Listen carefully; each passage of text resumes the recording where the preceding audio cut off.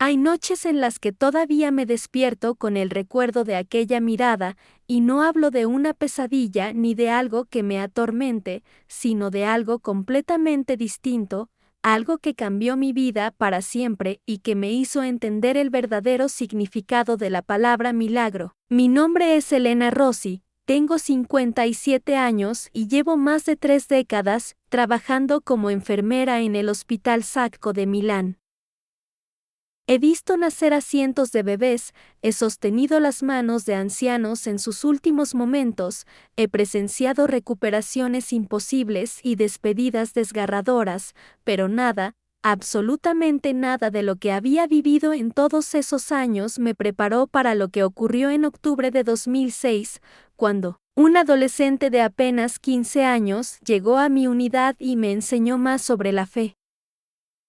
el amor y el propósito de la vida de lo que había aprendido en toda mi existencia. Durante años guardé esta historia en lo más profundo de mi corazón, no porque me lo hubieran pedido ni porque tuviera algo que ocultar, sino porque hay experiencias tan sagradas, tan profundas, que compartirlas con cualquiera parecería profanarlas, convertirlas en algo ordinario cuando en realidad fueron extraordinarias. Pero ahora, después de su beatificación, después de ver cómo millones de personas en todo el mundo descubren quién fue Carlo Acutis y lo que representó para la juventud católica, siento que ha llegado el momento de revelar lo que vi, lo que viví, lo que sentí en aquellos días finales junto a él, y sobre todo, contar algo que nadie más sabe, algo que solo yo presencié y que explica por qué ese muchacho pudo enfrentar la muerte con una paz que desafía toda lógica humana. Era un martes gris de octubre, de esos días en los que el cielo de Milán parece tan pesado que aplasta el alma, cuando llegué a mi turno en la unidad de oncología pediátrica y me encontré con la noticia que ninguna enfermera quiere recibir: un nuevo paciente, un adolescente, leucemia aguda, pronóstico reservado. Recuerdo que mi coordinadora, la doctora Martelli, me llamó aparte y me habló con esa voz que usamos los profesionales de la salud cuando sabemos que las probabilidades están en contra, pero no podemos decirlo abiertamente. Elena, tenemos un caso delicado, me dijo mientras me entregaba el expediente. Es un chico joven, muy joven, y la familia está destrozada. Necesito que seas tú quien lo atienda porque sé que tienes esa capacidad especial para conectar con los pacientes más difíciles. Tomé el expediente y leí el nombre: Carlo Acutis, nacido el 3 de mayo de 1991 en Londres, residente en Milán, diagnóstico leucemia promielocítica aguda, tipo M3. Mi corazón se encogió al ver su fecha de nacimiento y hacer el cálculo mental: apenas 15 años, apenas un niño, y ya estaba enfrentando una de las formas más agresivas de cáncer que existen. Respiré hondo, como siempre hago antes de entrar a conocer a un nuevo paciente, y me dirigí hacia la habitación 207, sin imaginar que al cruzar esa puerta mi vida cambiaría para siempre. Siempre toco antes de entrar, es una cuestión de respeto, de reconocer que aunque técnicamente ese cuarto sea parte de mi lugar de trabajo, para quien está adentro es su único refugio, su único espacio privado en medio del caos de la enfermedad.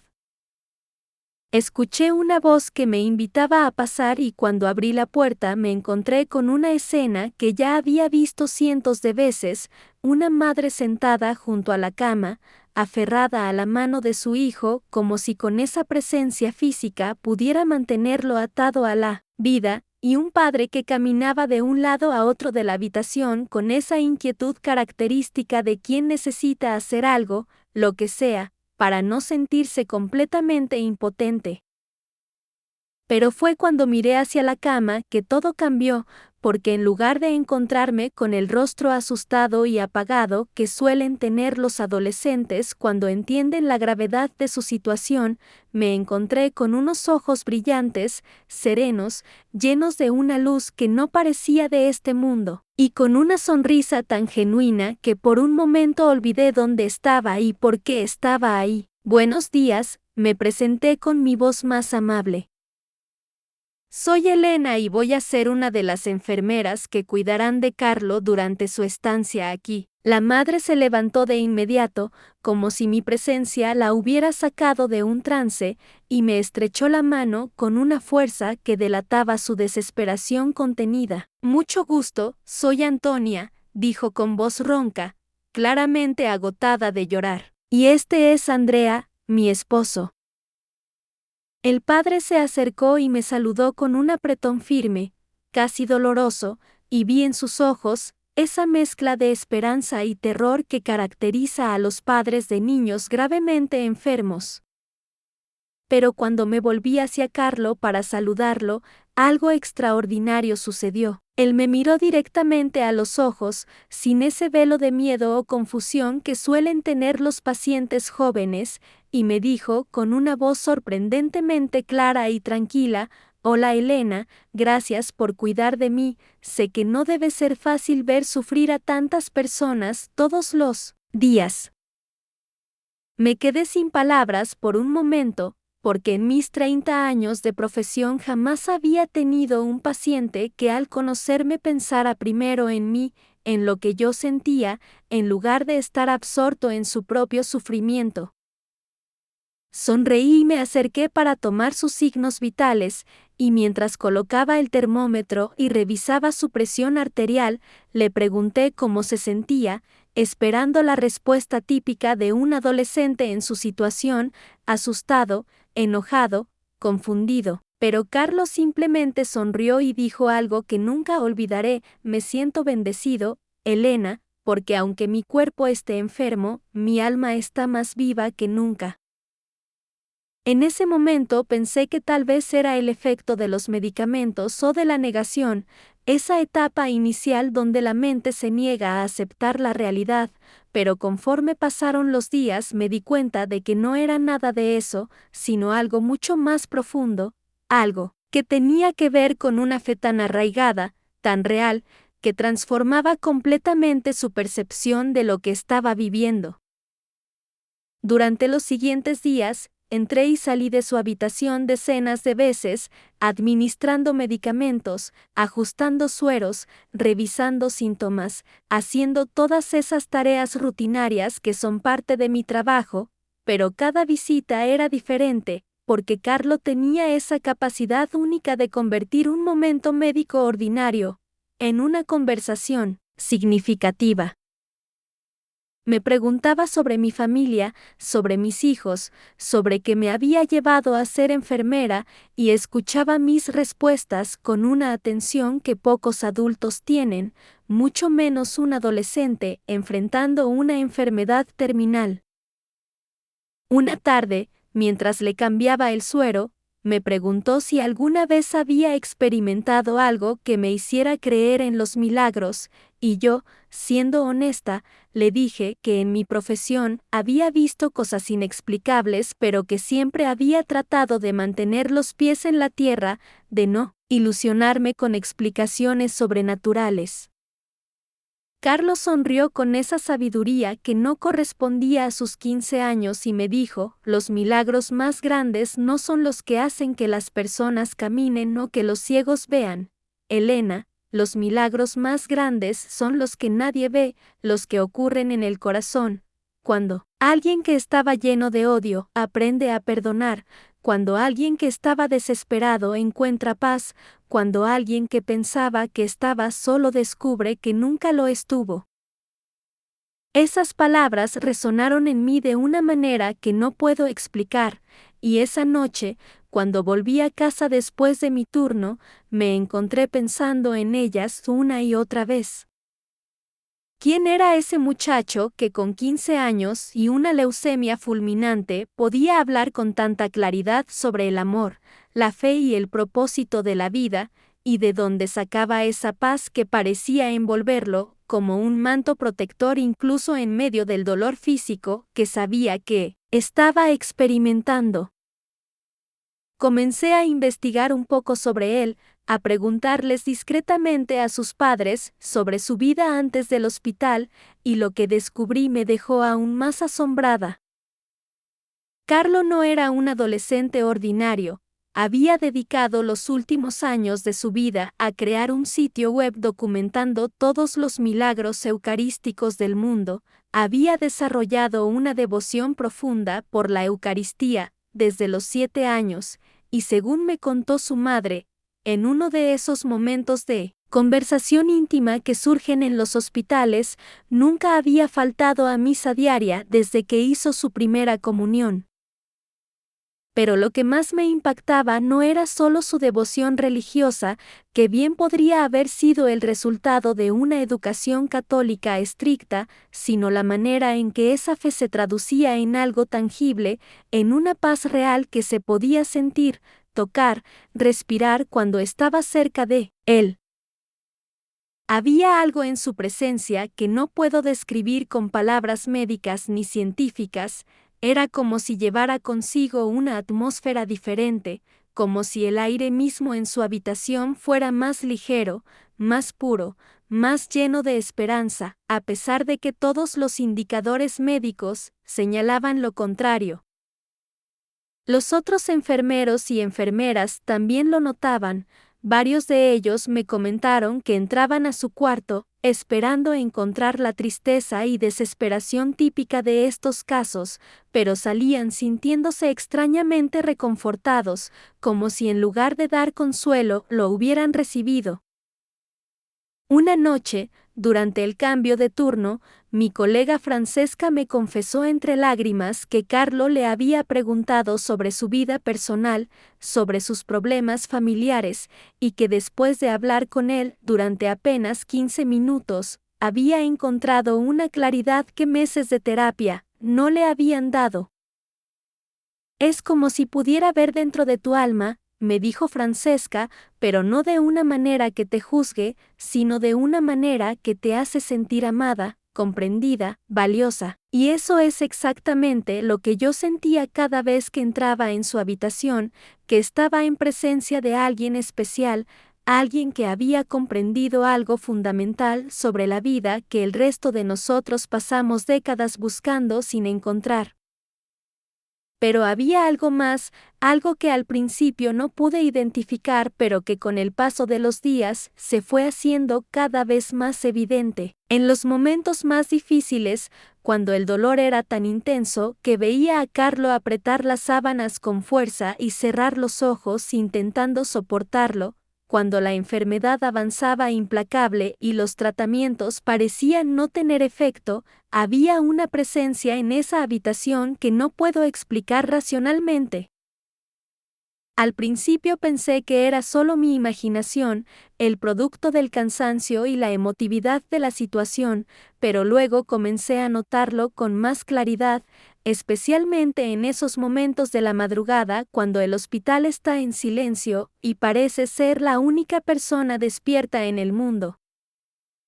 Había una sensación de protección maternal, de amor incondicional, de compañía invisible que rodeaba a Carlo incluso cuando sus padres no estaban en la habitación. Era como si alguien más estuviera velando por él, cuidándolo, sosteniéndolo con manos invisibles pero reales. Una madrugada, cuando entré a hacer mi ronda de las 3 de la mañana, encontré a Carlo despierto, mirando hacia un rincón específico de la habitación con una expresión de paz absoluta en el rostro. Me acerqué preocupada pensando que tal vez estaba teniendo alucinaciones, un efecto secundario común de algunos medicamentos, pero cuando le pregunté si se sentía bien, él simplemente sonrió y me dijo algo que me dejó sin aliento: ella está aquí, Elena, la Virgen María está aquí conmigo, siempre lo ha estado, pero especialmente ahora. No la veo con estos ojos, pero la siento tan real como te siento a ti.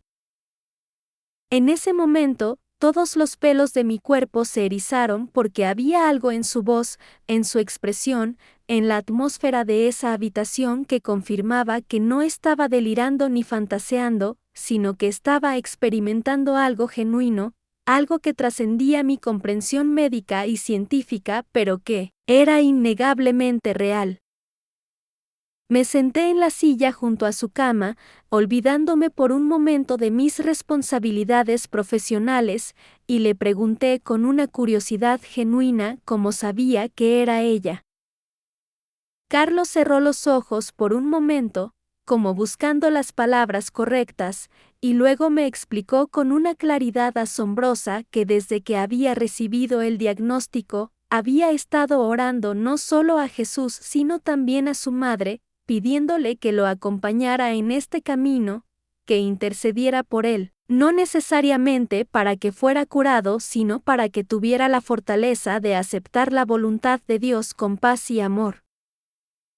Y ella había respondido, no con apariciones espectaculares ni mensajes dramáticos, sino con su presencia constante, con ese amor maternal que solo una madre puede dar, con esa certeza interior de que no estaba solo, de que nunca había estado solo. Me contó que en los momentos de mayor dolor, cuando sentía que no podía soportar ni un segundo más, experimentaba una sensación de alivio que no venía de los medicamentos, como si manos suaves se posaran sobre su frente y le dieran fuerzas para continuar. Me habló de cómo en las noches de insomnio, cuando el miedo a la muerte amenazaba con invadirlo, sentía una presencia maternal que le susurraba al corazón palabras de consuelo, recordándole que la muerte no era el final sino el principio, que al otro lado lo esperaba su hijo con los brazos abiertos. Yo no era una persona especialmente religiosa en ese entonces, iba a misa ocasionalmente, por compromiso social más que por convicción real, y si alguien me hubiera contado una historia, así habría pensado que era producto de la desesperación o de la medicación, pero había algo en la manera en que Carlo lo relataba, en la paz que emanaba de él mientras hablaba, en la coherencia de su testimonio, que hacía imposible descartarlo como una simple alucinación. Además, yo misma había sentido esa presencia, había notado que algo diferente ocurría en esa habitación, algo que desafiaba toda explicación lógica, pero que era tan real como el latido del corazón de Carlo que monitoreaba en la pantalla junto a su cama. Esa madrugada, después de terminar mis tareas médicas, me quedé sentada con el más tiempo del profesionalmente apropiado, y por primera vez en años le hablé a alguien sobre mis propias dudas, mis propios miedos, mi sensación de vacío existencial que ninguna cantidad de éxito profesional o estabilidad material había podido llenar. Carlo me escuchó con esa atención profunda que lo caracterizaba, y luego me dijo algo que cambiaría mi vida para siempre. Elena, ese vacío que sientes es el espacio que Dios dejó en tu corazón para que lo busques, para que lo encuentres, para que lo llenes con su amor. Y la Virgen María está esperando para ser tu madre también, para guiarte de vuelta a su Hijo como ha guiado a tantos otros. No tienes que entender todo, no tienes que tener todas las respuestas, solo tienes que estar dispuesta a abrir tu corazón y dejar que ella entre. Los días que siguieron fueron una montaña rusa de emociones y eventos médicos. La leucemia de Carlo progresaba con una velocidad alarmante, su cuerpo se debilitaba cada vez más, los tratamientos que normalmente habrían dado al menos unos meses de respiro parecían no tener ningún efecto contra esta forma particularmente agresiva de la enfermedad. Los doctores hacían juntas diarias, ajustaban protocolos, probaban combinaciones diferentes de medicamentos, pero todos sabíamos lo que no se atrevían a decir abiertamente: estábamos perdiendo la batalla y el tiempo se agotaba. Antonia, la madre de Carlo, había envejecido años en cuestión de días, tenía los ojos permanentemente hinchados de tanto llorar, apenas comía, se negaba a salir de la habitación excepto para ducharse rápidamente, e incluso entonces dejaba la puerta entreabierta como si tuviera miedo de que algo terrible pudiera pasar en su ausencia. Andrea, el padre, intentaba mantener una fachada de fortaleza, pero yo podía ver las grietas en su armadura, lo veía en los pasillos, hablando por teléfono con familiares, actualizándolos con voz quebrada sobre el estado de su hijo, y luego colgaba y se apoyaba contra la pared como si sus piernas no pudieran sostenerlo más. Era desgarrador ver a esos padres enfrentando la peor pesadilla que puede vivir un ser humano, ver a su hijo morir lentamente sin poder hacer absolutamente nada para detenerlo.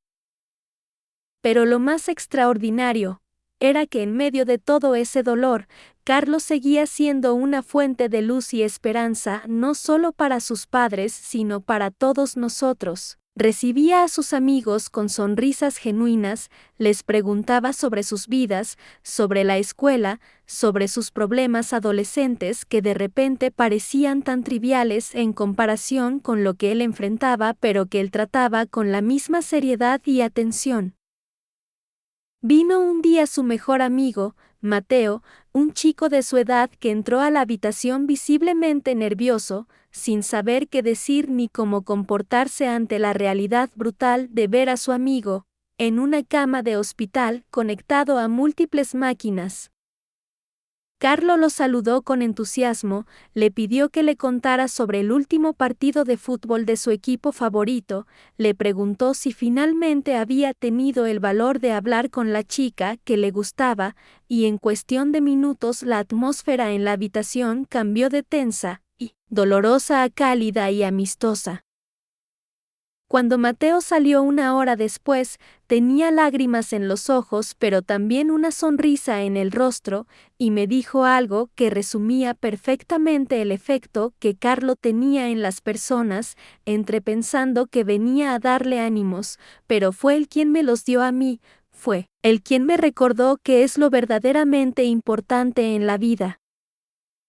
Hubo un momento particularmente difícil, creo que fue el jueves de esa semana, cuando Carlo experimentó una crisis de dolor tan intensa que incluso los analgésicos más fuertes parecían no tener efecto. Lo vi retorcerse en la cama, apretar las sábanas con tanta fuerza que sus nudillos se pusieron blancos, y por primera vez sexta lágrimas rodando por sus mejillas.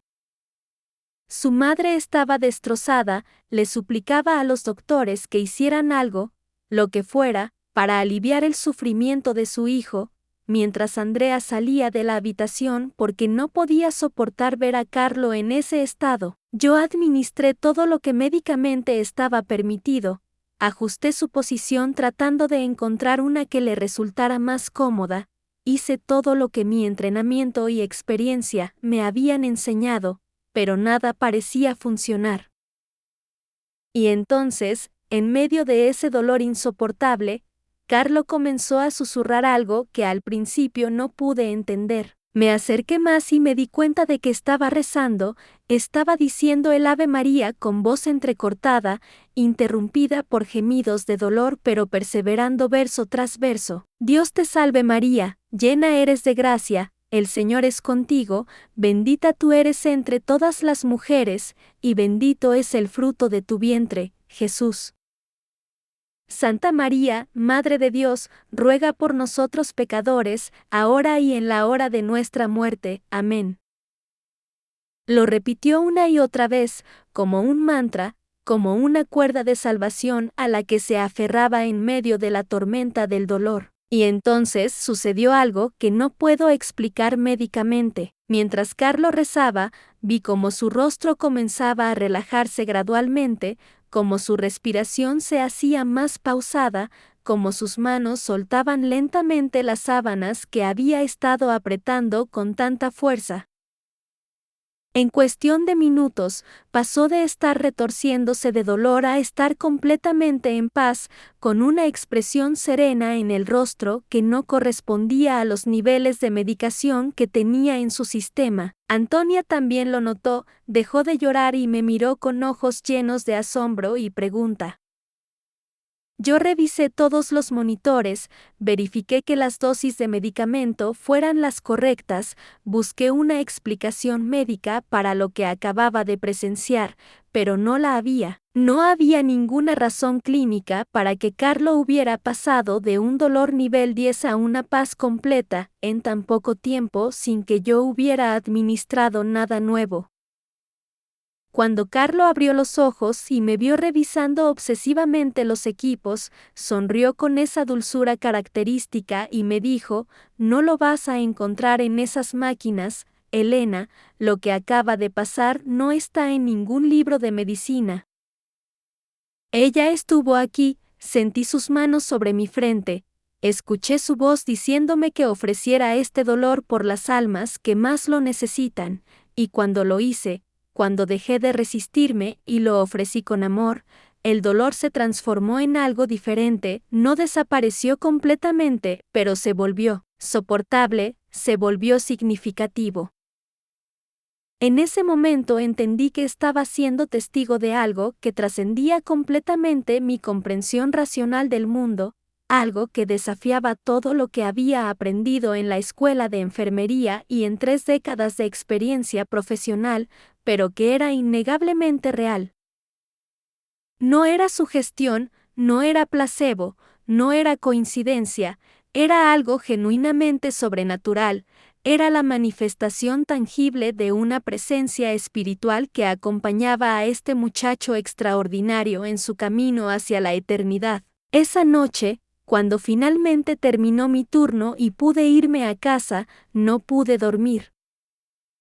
Me quedé despierta pensando en todo lo que había visto, en todo lo que había sentido, en cómo mi visión del mundo estaba siendo sacudida hasta sus cimientos por la experiencia de cuidar a este adolescente moribundo. Había entrado a esa habitación como una profesional escéptica, convencida de que la fe era básicamente un mecanismo de afrontamiento psicológico, una muleta emocional para las personas que no podían enfrentar la dura realidad de la existencia. Pero ahora, después de días de presenciar algo que no podía negar ni racionalizar, me encontraba cuestionando todas mis certezas, preguntándome si tal vez, solo tal vez, había algo más allá de lo que mis 5 sentidos podían percibir, algo más profundo y más real que todas las teorías científicas que había estudiado. El viernes por la mañana llegué temprano al hospital, incluso antes de que comenzara oficialmente mi turno, porque sentía una urgencia inexplicable de estar cerca de Carlo, como si algo importante estuviera por suceder. Cuando entré a su habitación, lo encontré despierto a pesar de la hora temprana, mirando por la ventana hacia el cielo que comenzaba a iluminarse con los primeros rayos del amanecer. Me acerqué y le pregunté si había podido dormir algo durante la noche, y él simplemente sonrió y me dijo que había pasado la mayor parte de la noche en oración, hablando con Jesús y con su madre, preparándose para lo que sabía que venía. No le pregunté qué quería decir con eso, porque ambos lo sabíamos, los indicadores médicos eran claros, su cuerpo estaba perdiendo la batalla contra la leucemia, y probablemente le quedaban días, tal vez solo horas, pero en lugar de estar aterrorizado o amargado, Carlo estaba en paz, una paz que emanaba de él como luz, una paz que llenaba toda la habitación y que de alguna manera lograba calmar incluso mi propia ansiedad sobre lo que se avecinaba. Me senté junto a su cama y le pregunté algo que había estado rondando mi mente desde hacía días. Carlo, ¿cómo es posible que no tengas miedo? ¿Cómo puedes estar tan tranquilo sabiendo lo que está pasando? Él me miró con esos ojos que parecían contener una sabiduría de siglos y me respondió con una voz suave pero firme, Elena, yo sé que mi vida en este mundo está terminando, pero también sé con absoluta certeza que esto no es el final, sino el principio de algo infinitamente más hermoso. He visto en mis sueños, he sentido en mi corazón, he recibido confirmaciones de tantas maneras, que lo que me espera al otro lado, es mucho mejor que cualquier cosa que este mundo pueda ofrecer, y la Virgen María me ha prometido que estará conmigo en ese momento de transición, que tomará mi mano y me guiará hacia su Hijo, así que como podría tener miedo cuando sé que voy a estar acompañado por la Madre más amorosa que existe. Sus palabras me llegaron al alma de una manera que no puedo describir, y sentí lágrimas rodando por mis mejillas a pesar de todos mis años de entrenamiento para mantener la distancia profesional con los pacientes. Carlo extendió su mano, que ya estaba fría y débil, y tomó la mía con una fuerza que no correspondía a su estado físico. Elena, me dijo mirándome directamente a los ojos, quiero que sepas que esto que estás viviendo conmigo no es casualidad, Dios te puso en mi camino, por una razón, así como me puso en el tuyo. Cuando yo ya no esté, cuando esto termine, quiero que recuerdes lo que has visto, lo que has sentido, y quiero que no tengas miedo de abrirle tu corazón a la Virgen María. Ella quiere ser tu madre también, quiere guiarte como me ha guiado a mí, quiere llenarte con el amor de Dios de la misma manera que me ha llenado a mí. No tienes que entender todo de inmediato, la fe no funciona así, pero tienes que estar dispuesta a dar ese primer paso, ese salto de confianza, hacia lo desconocido pero seguro. Me quedé sin palabras, simplemente apreté su mano en respuesta y asentí, incapaz de articular todo lo que estaba sintiendo en ese momento.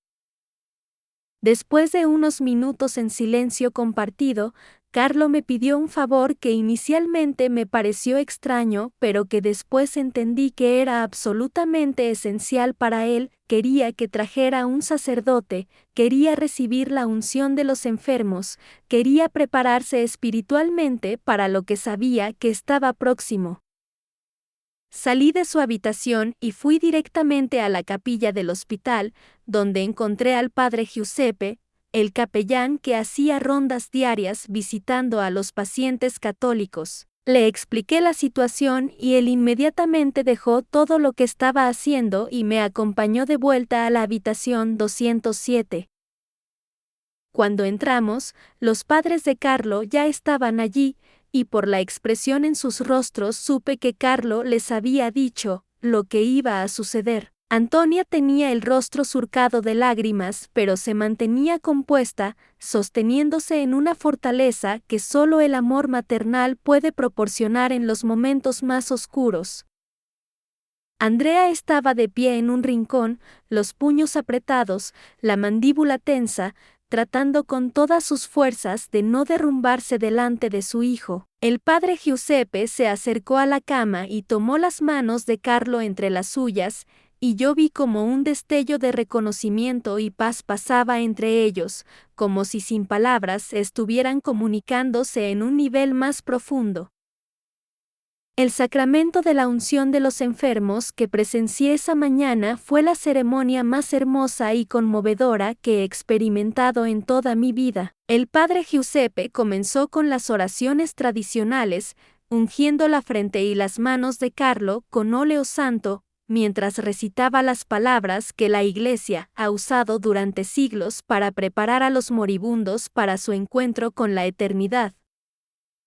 Pero lo que hizo que ese momento fuera verdaderamente especial, no fueron solo las palabras rituales, sino la atmósfera que llenaba la habitación, esa presencia casi tangible que todos podíamos sentir pero que nadie se atrevía a nombrar en voz alta. Mientras el padre Giuseppe realizaba la unción, vi como el rostro de Carlo se iluminaba con una expresión de éxtasis espiritual, como si pudiera ver cosas que el resto de nosotros no podíamos percibir. Sus labios se movían en oración silenciosa, sus ojos estaban cerrados, pero había en su rostro una sonrisa de absoluta felicidad, y yo, que estaba de pie cerca de la cabecera de su cama monitoreando sus signos vitales por si acaso sentí algo extraordinario.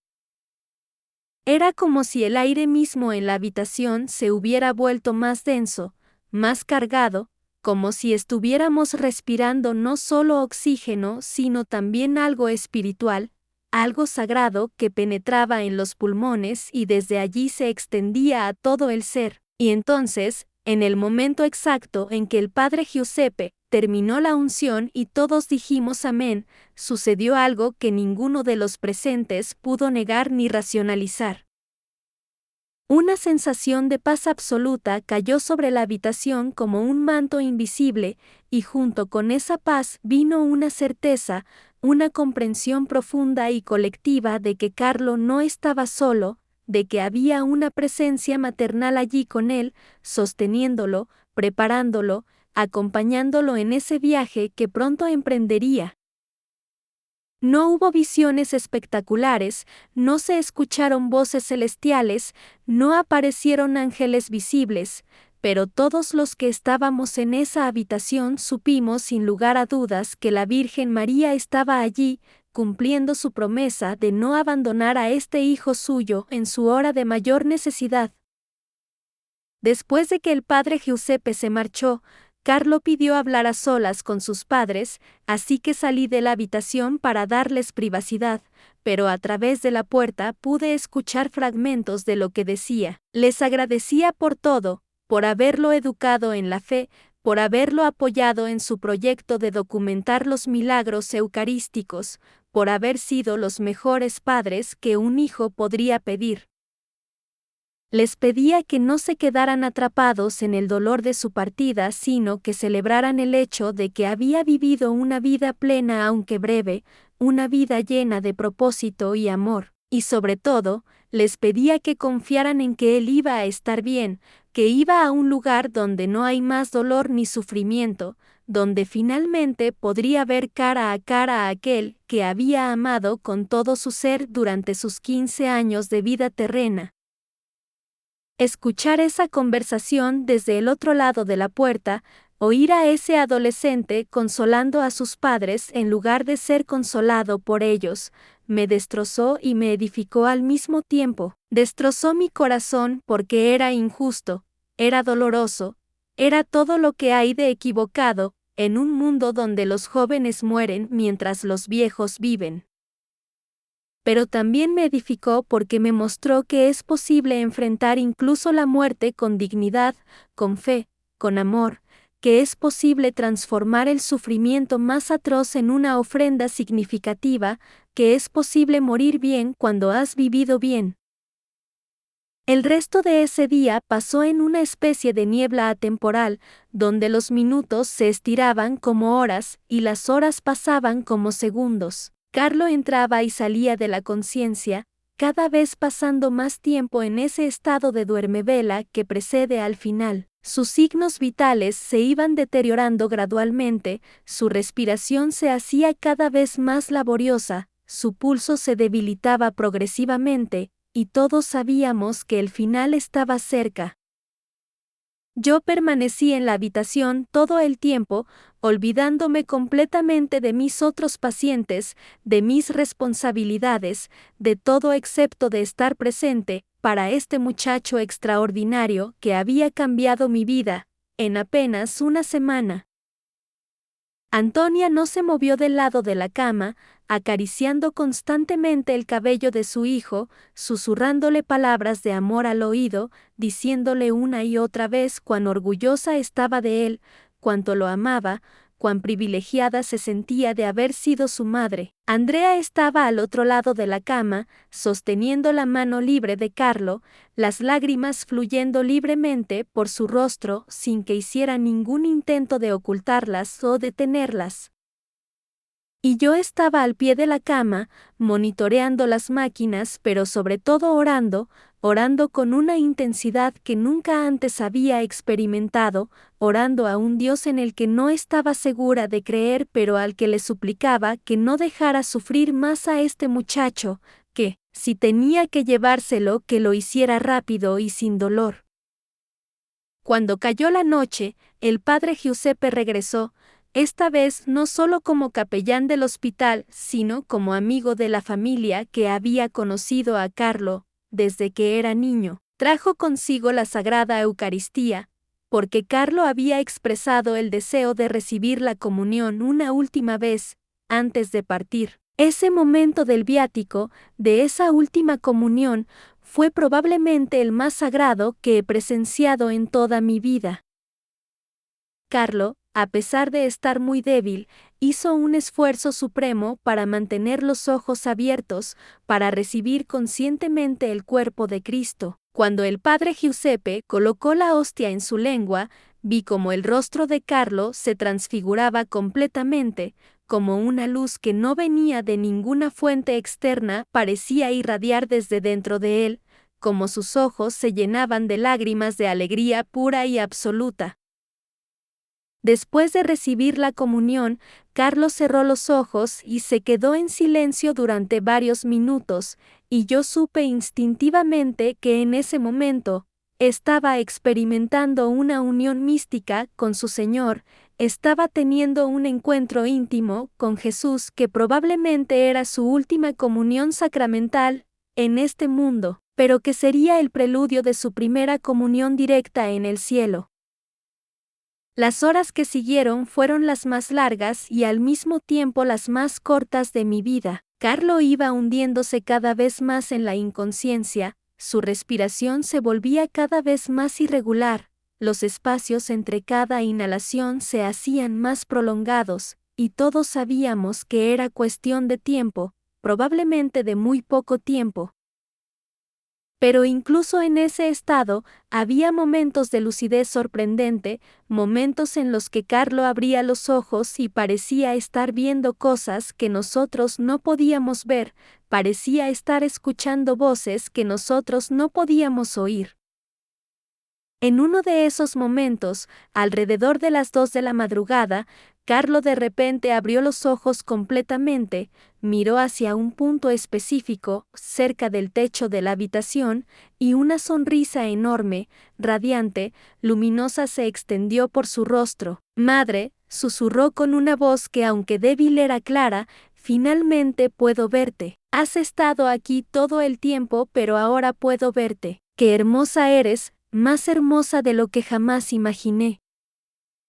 Su madre, Antonia, inicialmente pensó que Carlo se refería a ella y se acercó aún más, pero Carlo gentilmente negó con la cabeza sin dejar de mirar hacia ese punto invisible para el resto de nosotros. «No, mamá, estoy hablando con ella, con la Virgen María. Está aquí, justo allí, y está sonriendo. Me está diciendo que no tenga miedo, que pronto vamos a estar juntos con Jesús».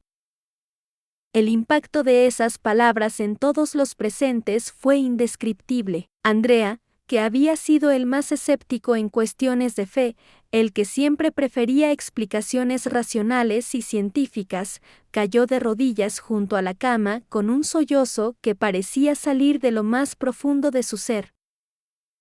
Antonia, que ya había estado llorando, experimentó una extraña mezcla de dolor desgarrador por perder a su hijo y de consuelo inexplicable por saber que no iba solo, que la Madre de Dios misma había venido a acompañarlo en su tránsito.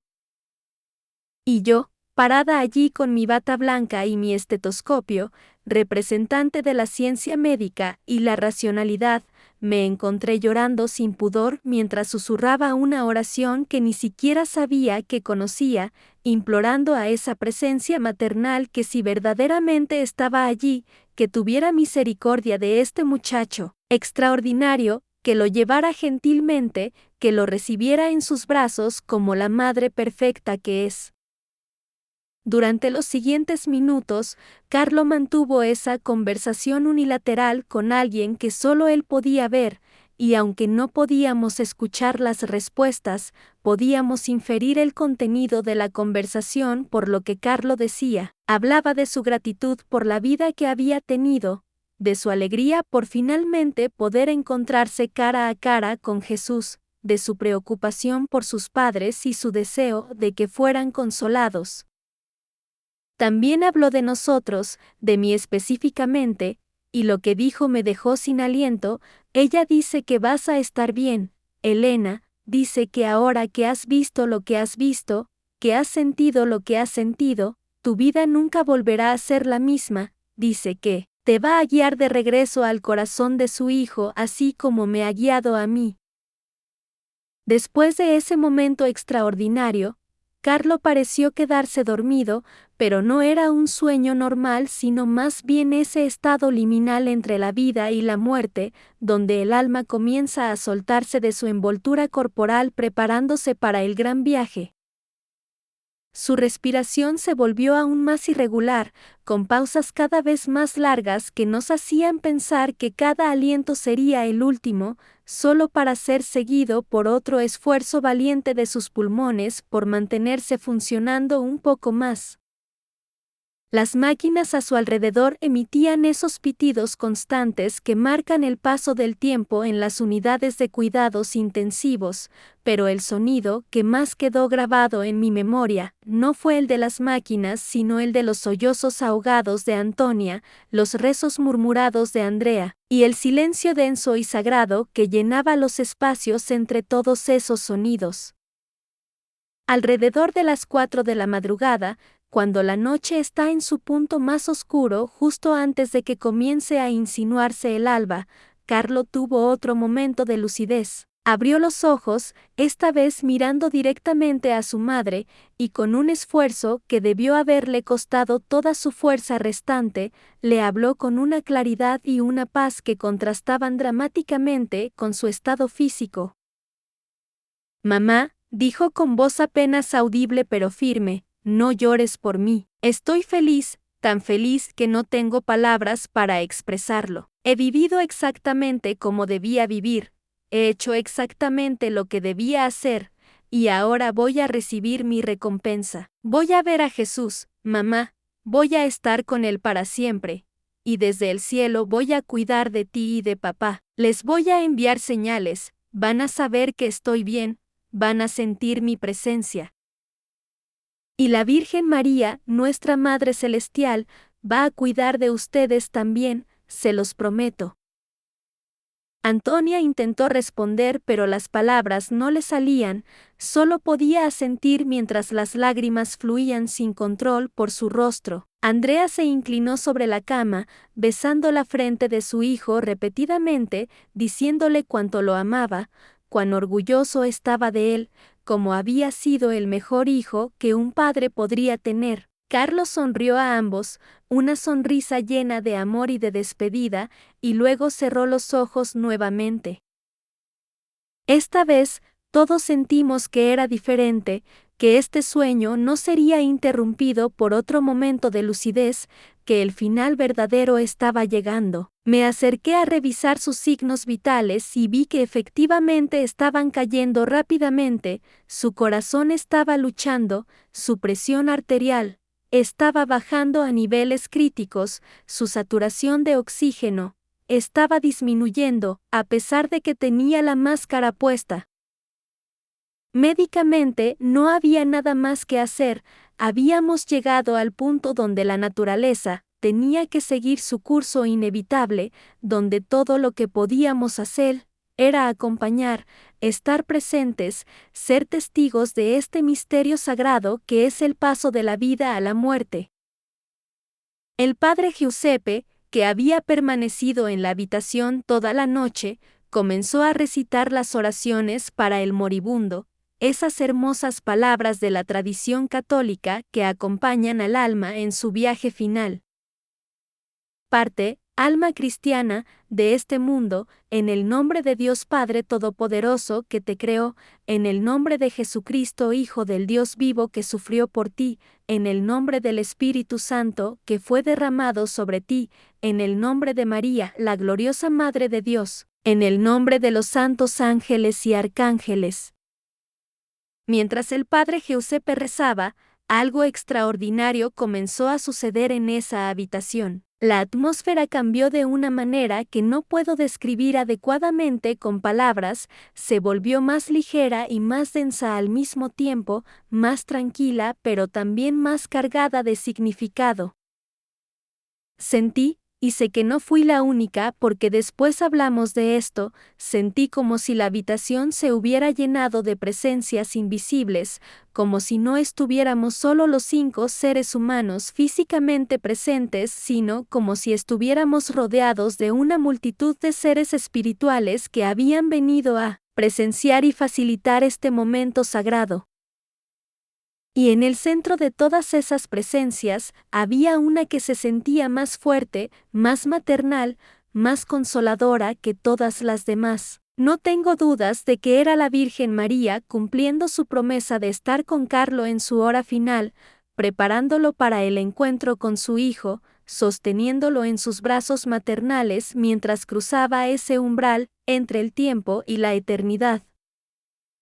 Las primeras luces del amanecer comenzaban a filtrarse por la ventana cuando la respiración de Carlo se volvió aún más espaciada. Inhalaba, y luego pasaban segundos interminables antes de la siguiente inhalación, y con cada ciclo, el espacio se hacía más largo. Antonia había dejado de llorar y ahora simplemente acariciaba el rostro de su hijo, susurrándole palabras de amor, despidiéndose aunque cada fibra de su ser gritaba contra esa despedida.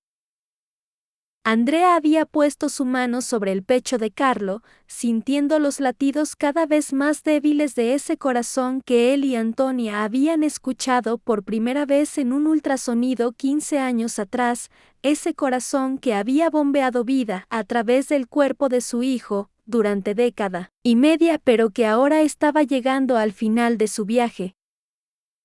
Entonces llegó ese momento que todo el que ha estado presente en una muerte conoce, ese momento donde sabes que la siguiente respiración no va a venir, donde el tiempo parece detenerse completamente y todo el universo parece estar conteniendo el aliento, junto con el moribundo. Carlo había exhalado, y todos esperamos por esa siguiente inhalación que sabíamos no vendría. Los segundos se estiraron como horas, el silencio en la habitación era tan completo que podíamos escuchar nuestros propios latidos, el sonido de nuestras propias respiraciones que Carlo ya no compartía, y justo cuando estaba a punto de declarar que había partido, justo cuando Andrea abrió la boca para soltar el grito de dolor que había estado reprimiendo, Carlo abrió los ojos una última vez. Pero no eran los ojos de alguien que está muriendo, eran los ojos de alguien que está viendo algo glorioso, algo que llena de asombro y alegría. Su rostro, que había estado pálido y demacrado por la enfermedad, pareció iluminarse desde dentro con una luz que no venía de ninguna fuente externa. Una sonrisa, la sonrisa más hermosa y radiante que jamás había visto, se extendió por su rostro. Y con una voz que no debería haber sido posible dada su condición física, clara y llena de júbilo absoluto, Carlo pronunció sus últimas palabras: el cielo se está abriendo, lo veo a Jesús, y a María esperándome, es tan hermoso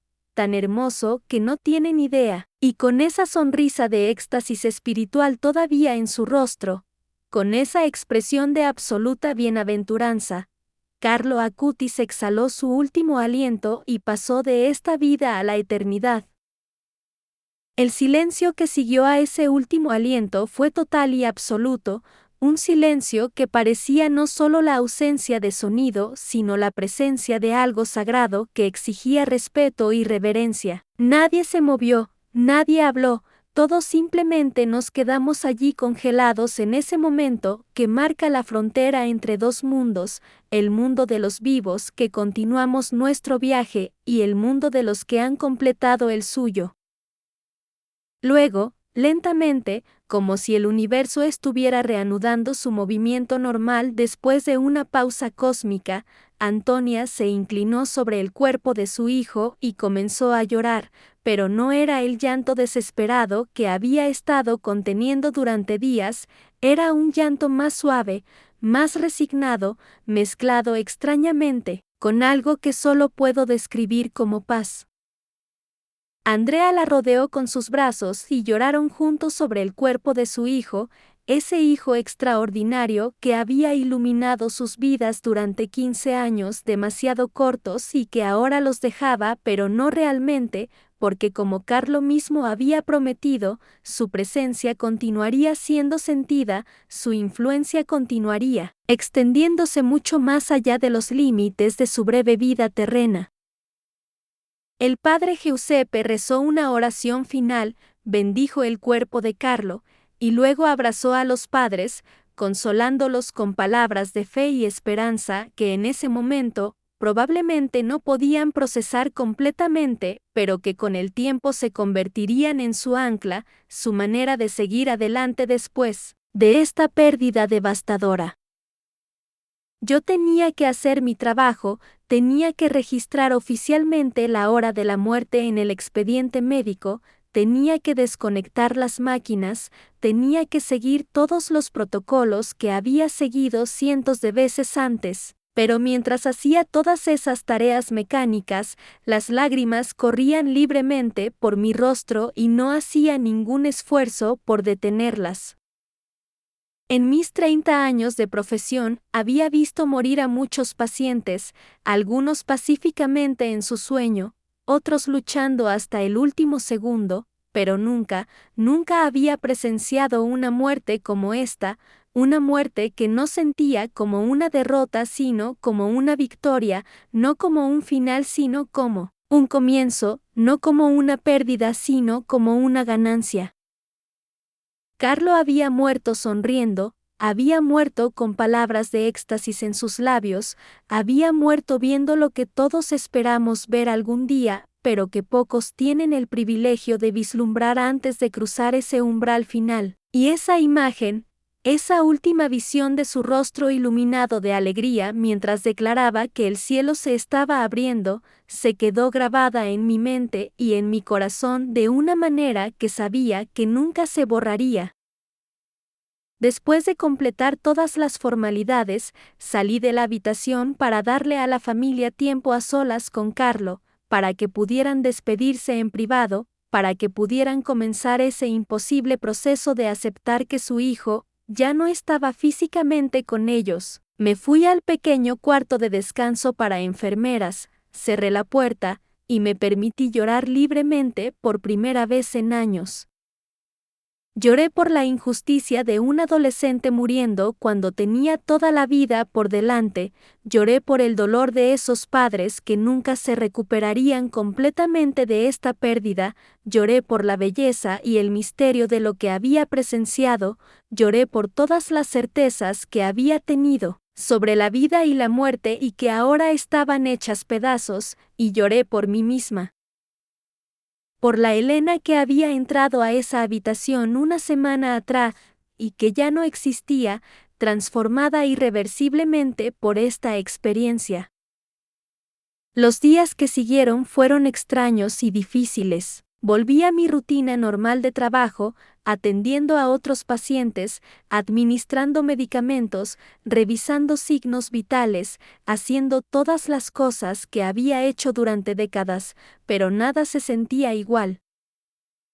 Era como si estuviera viendo el mundo a través de un filtro diferente, como si hubiera despertado a una realidad más profunda que había estado allí todo el tiempo pero que yo había sido incapaz de percibir. Me encontraba pensando constantemente en Carlo, en sus palabras, en su ejemplo, en esa paz inexplicable que había mantenido hasta el final. Y sobre todo, pensaba en lo que había dicho sobre la Virgen María, sobre cómo ella lo había acompañado, sobre cómo ella quería ser mi madre, también si yo estaba dispuesta a abrir mi corazón. Comencé a ir a la capilla del hospital durante mis descansos, algo que nunca había hecho antes excepto cuando era absolutamente necesario para acompañar a algún paciente o familia. Al principio solo me sentaba allí en silencio, sin saber realmente qué hacer o decir, sintiendo que era una impostora, una intrusa en un espacio que pertenecía a personas de verdadera fe. Pero poco a poco, muy poco a poco, comencé a hablar, primero solo en mi mente y luego en voz baja, dirigiéndome a esa presencia que había sentido tan fuertemente en la habitación de Carlo. No sabía si estaba haciendo las cosas correctamente, si estaba usando las palabras apropiadas, si mis oraciones torpes y desarticuladas eran dignas de ser escuchadas, pero algo en mí había cambiado fundamentalmente, algo se había roto, y algo nuevo estaba comenzando a crecer en su lugar. Una tarde, aproximadamente una semana después de la muerte de Carlo, estaba sentada en la capilla cuando sentí una mano en mi hombro. Me volteé y vi a Antonia, la madre de Carlo, parada allí con una expresión de serenidad que no esperaba ver tan pronto después de una pérdida tan devastadora. Me levanté inmediatamente para abrazarla, y permanecimos así durante varios minutos, llorando juntas, compartiendo ese dolor que solo aquellos que estuvieron presentes en esos momentos finales pueden verdaderamente comprender. Cuando finalmente nos separamos, Antonia me tomó las manos y me dijo algo que nunca olvidaré: Elena, quiero que sepas que no fue casualidad que fueras tú quien cuidara de Carlo en sus últimos días. Él me dijo, en una de nuestras últimas conversaciones, que había orado específicamente para que la enfermera que lo atendiera fuera alguien cuya vida pudiera ser transformada por estar cerca de él, alguien que necesitara ver lo que él iba a mostrar. Él sabía, Elena, sabía que su muerte no era solo su propio viaje al cielo, sino también una oportunidad para que otros, como tú, encontraran su camino de regreso a Dios. Las palabras de Antonia me golpearon como un rayo, confirmando algo que había estado sintiendo pero que no había sido capaz de articular claramente. Carlo había ofrecido su sufrimiento y su muerte no solo por la Iglesia y por el Papa, como había dicho explícitamente, sino también por mí, por mi conversión, por mi despertar espiritual. Yo había sido escogida, no por mérito propio, sino por la gracia de Dios mediada a través de este adolescente extraordinario, para ser testigo de algo que cambiaría el curso de mi vida. Antonia me contó que habían decidido tener un funeral sencillo, pero que esperaban que fuera una celebración de la vida de Carlo más que un evento sombrío de luto. Me invitó a asistir, no solo como la enfermera que lo había cuidado, sino como alguien que había sido tocada por su testimonio, alguien que había sido parte de su historia.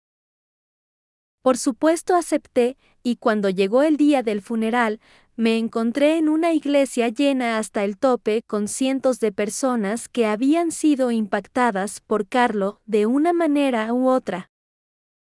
Había jóvenes de su edad, compañeros de escuela que habían conocido su alegría y su entusiasmo por la vida, había personas mayores de su parroquia que habían sido edificadas por su devoción a pesar de su juventud, había sacerdotes y religiosas que habían reconocido en él algo especial desde que era niño, y había muchos como yo, personas cuyas vidas habían sido tocadas por su testimonio, incluso en sus últimos días.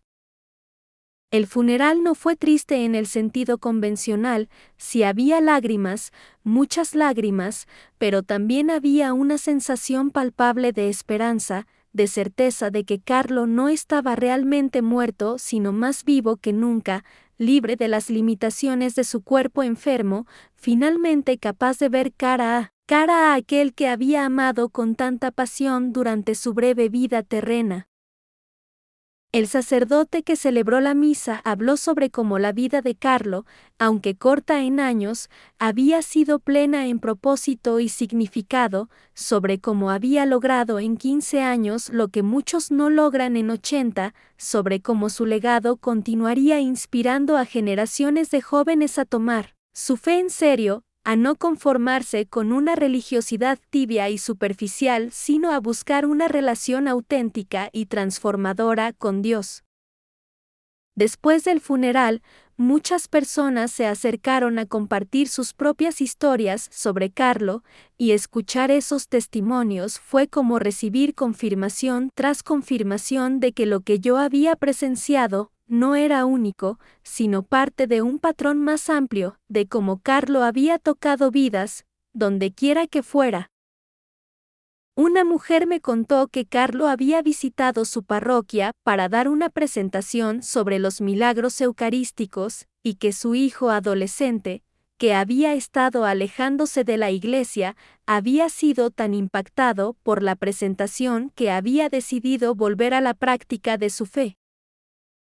Un hombre mayor me dijo que Carlo había sido voluntario visitando ancianos en un hogar de cuidados y que sus visitas habían sido lo más esperado de cada semana para muchos residentes que de otra manera se sentían olvidados y solos. Un sacerdote joven me confesó que conocer a Carlo le había renovado su propio compromiso con su vocación, en un momento en que estaba considerando dejar el sacerdocio por las dificultades y decepciones que había encontrado. Historia tras historia, testimonio tras testimonio, se iba formando un retrato de un joven que había vivido su fe no como una obligación sino como una aventura, no como una carga sino como una alegría, y que en el proceso había sembrado semillas de conversión y renovación espiritual en cientos, si no miles de corazones. Y yo era solo una más en esa multitud de personas que habían sido transformadas por conocer a Carlo Acutis, pero a diferencia de muchos otros, yo había tenido el privilegio doloroso de estar con él en sus últimos momentos, de presenciar su tránsito de este mundo al siguiente, de ver con mis propios ojos la realidad de la promesa cristiana de vida eterna. Los meses que siguieron fueron de profunda transformación personal para mí. Comencé a asistir a misa, no solo los domingos, sino varios días a la semana, encontrando en la Eucaristía ese tesoro que Carlo había intentado compartir con el mundo a través de su sitio web de milagros eucarísticos. Empecé a rezar el rosario diariamente, algo que nunca había hecho en mi vida, y en esas meditaciones sobre los misterios de la vida de Cristo y María encontré una fuente de paz y fortaleza que nunca había experimentado antes. Me uní a un grupo de oración en mi parroquia, donde conocí a otras personas que estaban en diferentes etapas de su propio viaje de fe, y compartir mi historia sobre Carlo con ellos fue catártico y sanador. Algunos me escuchaban con asombro, otros con escepticismo, pero todos reconocían que algo profundo me había ocurrido, que no era la misma persona que había sido antes de conocer a ese adolescente extraordinario. Mi familia notó el cambio en mí, algunos con preocupación pensando que tal vez la experiencia con Carlo me había afectado de manera negativa, que tal vez necesitaba ayuda psicológica para procesar el trauma. Pero yo sabía que no era trauma lo que estaba experimentando sino transformación, no era una crisis nerviosa, sino un despertar espiritual. Intenté explicarles lo que había visto, lo que había sentido, pero las palabras siempre se quedaban cortas, incapaces de capturar la profundidad y la belleza de aquella experiencia. ¿Cómo explicas a alguien que nunca lo ha experimentado lo que se siente estar en presencia de lo sagrado? ¿Cómo describes la certeza absoluta que viene de presenciar un milagro, no el tipo de milagro espectacular que aparece en las noticias, sino el milagro silencioso y profundo de una conversión del corazón? Los años pasaron y la vida continuó, como siempre lo hace, con sus altas y bajas, sus alegrías y sus tristezas, sus rutinas diarias y sus momentos extraordinarios. Seguí trabajando en el hospital, siguiendo cuidando de pacientes enfermos, pero ahora lo hacía con una perspectiva completamente diferente. Ya no veía la muerte como una enemiga a ser combatida a toda costa, sino como una transición, a veces dolorosa pero siempre significativa, de una forma de existencia a otra. Ya no me sentía impotente ante el sufrimiento de mis pacientes, sino que aprendía a acompañarlos en ese sufrimiento, a ofrecerlo junto con ellos, a señalarles hacia esa misma esperanza que Carlo me había mostrado. Comencé a llevar pequeñas estampas de la Virgen María en mi bolsillo, y cuando sentía que un paciente o una familia estaba particularmente angustiada, les ofrecía una, contándoles brevemente mi historia con Carlo, y cómo la devoción mariana había transformado mi vida. Algunos las recibían con gratitud, otros con cortesía pero sin verdadero interés, pero de vez en cuando alguien realmente se conectaba con el mensaje y podía ver las semillas de conversión comenzando a germinar en su corazón, tal como habían germinado en el mío. En 2010, 4 años después de la muerte de Carlo, me enteré de que se había iniciado el proceso de canonización para él. No me sorprendió en absoluto, de hecho me sorprendió que hubiera tardado tanto. Cuando los investigadores vaticanos comenzaron a recopilar testimonios de personas que habían conocido a Carlo, me contactaron para que compartiera mi experiencia como su enfermera durante sus últimos días. Fue la primera vez que conté públicamente y en detalle todo lo que había presenciado, y hacerlo fue liberador pero también abrumador. Tuve que revivir cada momento, cada palabra, cada sensación de aquellos días intensos, y al hacerlo me di cuenta de que lejos de desvanecerse con el tiempo, los recuerdos se habían vuelto más claros, más vívidos, más significativos. Hablé sobre la paz inexplicable de Carlo ante la muerte, sobre sus palabras finales viendo el cielo abrirse, sobre la presencia maternal que todos habíamos sentido en esa habitación, y sobre cómo mi propia vida había sido completamente transformada por haber sido testigo de su santa muerte. Los investigadores escucharon con atención profesional pero también con evidente emoción, y uno de ellos me dijo al final de la entrevista que mi testimonio era uno de los más poderosos que habían recogido, que capturaba la esencia de lo que hacía a Carlo especial, no sus logros externos, sino su interior transformado por la gracia. Cuando finalmente llegó la noticia en octubre de 2020, 14 años después de su muerte, de que Carlo Acutis había sido beatificado, de que ahora era oficialmente el beato Carlo Acutis, lloré lágrimas de alegría pura. No lágrimas de tristeza por su muerte ni de nostalgia por el pasado, sino lágrimas de gratitud porque el mundo finalmente estaba reconociendo públicamente lo que yo había sabido desde aquella mañana de octubre de 2006, que este adolescente extraordinario era verdaderamente un santo, que su vida breve había sido plena de gracia, que su testimonio merecía ser preservado y compartido con generaciones futuras. Vi las noticias en televisión, leí los artículos en Internet, observé cómo de repente Carlos se volvía famoso mundialmente, cómo los jóvenes de todo el planeta lo adoptaban como su patrono, como prueba viviente de que la santidad no era cosa del pasado ni exclusiva de monjes y monjas, sino que era posible aquí y ahora, en el mundo moderno, para adolescentes normales que usan computadoras y tienen amigos y van a la escuela. Y cada vez que veía su foto, esa foto que ahora circula por todas partes mostrando su sonrisa característica, yo recordaba no solo al Carlo de las fotografías, sino al Carlo de aquellos últimos días, al Carlo que me enseñó más sobre la fe en una semana de lo que había aprendido en toda mi vida anterior. Ahora, casi 19 años después de su muerte, sigo trabajando en el mismo hospital aunque ya me acerco a la jubilación. Mis hijos han crecido y algunos me han dado nietos, mi vida ha continuado su curso normal con todos sus eventos ordinarios, pero siempre, siempre está presente el recuerdo de Carlo y de lo que presencié. Cada 12 de octubre, en el aniversario de su muerte que ahora es celebrado como su fiesta litúrgica, enciendo una vela en mi casa frente a una imagen del Beato Carlo que tengo en un pequeño altar improvisado. Paso tiempo en oración recordando cada detalle de aquellos días, agradeciendo a Dios por haberme puesto en el camino de este joven santo, agradeciendo a la Virgen María por haberme mostrado a través de Carlos su amor maternal, pidiéndole que continúe intercediendo por mí y por todos los que están luchando por encontrar su camino de regreso a Dios.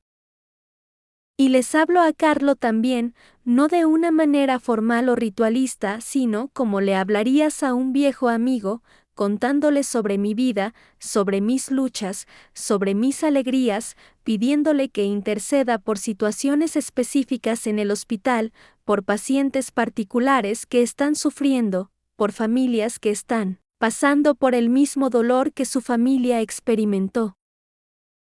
He recibido muchas invitaciones a lo largo de los años para compartir mi testimonio en parroquias, en conferencias, en grupos juveniles, y siempre que puedo acepto porque siento que es mi responsabilidad, mi misión, dar a conocer lo que vi, lo que viví, lo que aprendí. Cada vez que cuento la historia, veo rostros que se transforman, ojos que se llenan de lágrimas, corazones que se abren a la posibilidad de que tal vez, solo tal vez, Dios sea real, que la Virgen María verdaderamente cuida de sus hijos, que la muerte no sea el final, sino el principio de algo infinitamente más hermoso. Y siempre concluyo mi testimonio con el mismo mensaje que Carlo me transmitió en aquellos últimos días, que la santidad no es algo inalcanzable, sino algo para lo cual todos fuimos creados, que no requiere hacer cosas extraordinarias, sino hacer las cosas ordinarias con amor extraordinario, que la Eucaristía es verdaderamente el centro de todo porque es donde encontramos a Jesús real y presente. Y que la Virgen María está esperando para ser nuestra Madre, para guiarnos, para protegernos, para interceder por nosotros si tan solo estamos dispuestos a abrir nuestros corazones y dejarla entrar.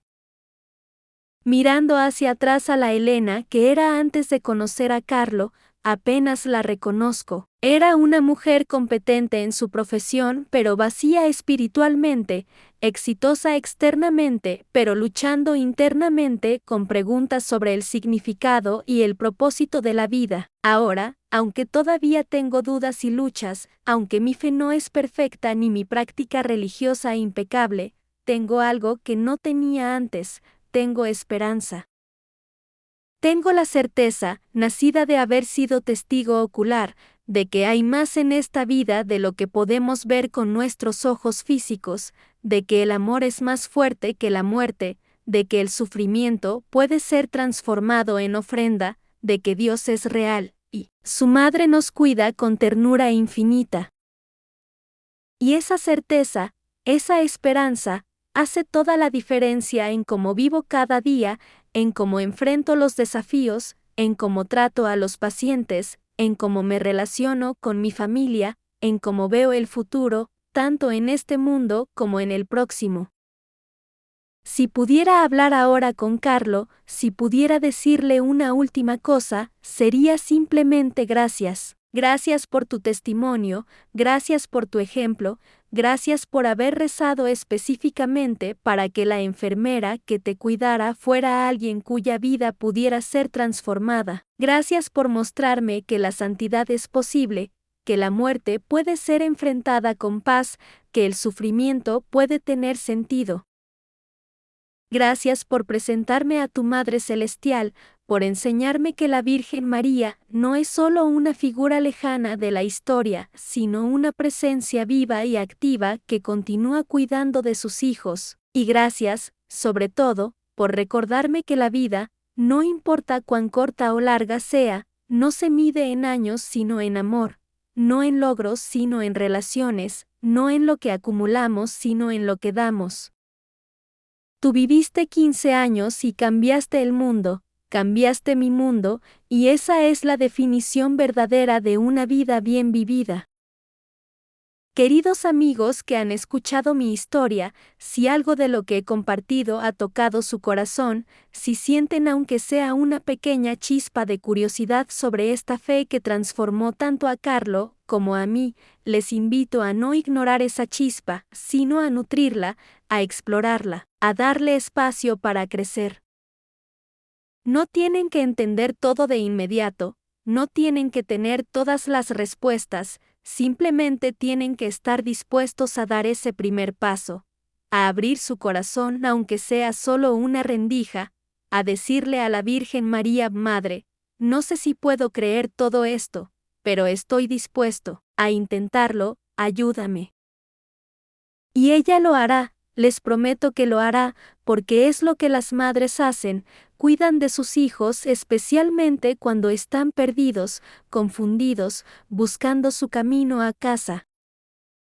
Si están en este canal, es porque algo en ustedes está buscando, está hambriento de algo más que lo que el mundo puede ofrecer, y quiero que sepan que esa hambre, esa búsqueda, es el comienzo de un viaje hermoso que puede transformar completamente su vida como transformó la mía.